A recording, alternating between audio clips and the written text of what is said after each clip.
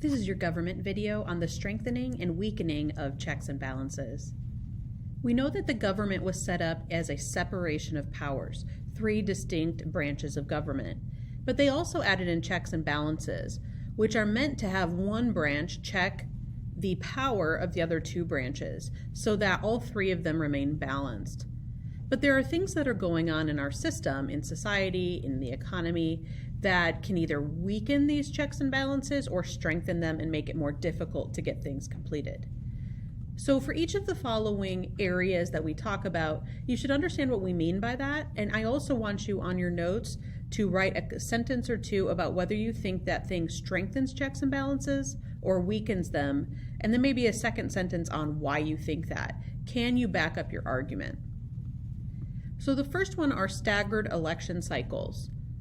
They also put into the Constitution that the elected officials, the president, the House members, and the senators are all elected for different times, meaning different term years. The president is elected for a 4-year term, House 2-year term, and Senate 6-year term. And therefore, they all are not elected during the same election cycle. The president's elected every 4 years. Members of the House, all of them, are on the ballot every single presidential election term and every 2-year term in between presidential cycles. We call that a midterm election. Senators are elected to a 6-year term, but there's an internal stagger in the Senate.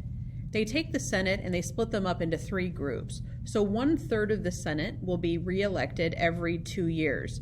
So senators will sometimes be in a midterm cycle and sometimes on a presidential cycle. Does this staggering of election cycles strengthen or weaken checks and balances? You can pause the video and write your notes directly into your guided note sheet.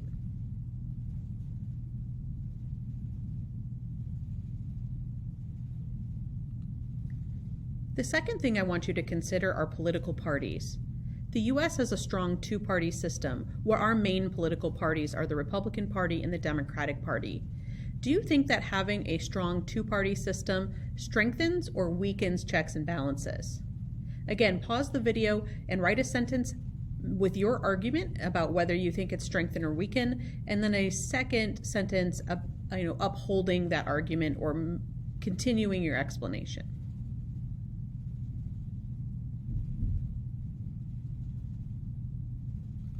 The third thing I want you to consider is divided government. Sometimes the federal government, particularly the executive branch and the legislative branch, are divided by political party.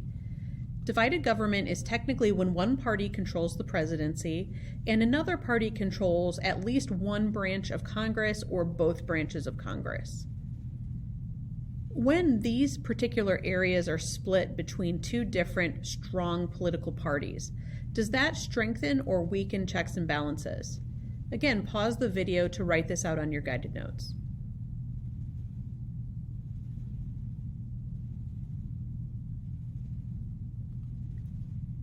I want you to consider technology.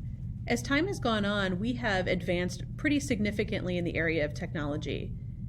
Do you think that the advancements in technology will strengthen or weaken our checks and balances?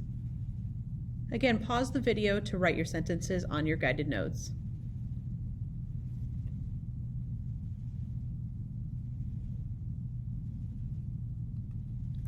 The last thing I want you to consider is globalization. Globalization is the idea that American influence has now spread across the globe to foreign countries. With the advancement in technology, we are now much easier to communicate with people in foreign countries, with foreign governments. It's far easier for us as Americans to travel and for businesses to open up businesses, shops, factories, and sell to foreigners. As American influence spreads to foreign countries, do you think this global nature of the entire world strengthens or weakens the American checks and balances?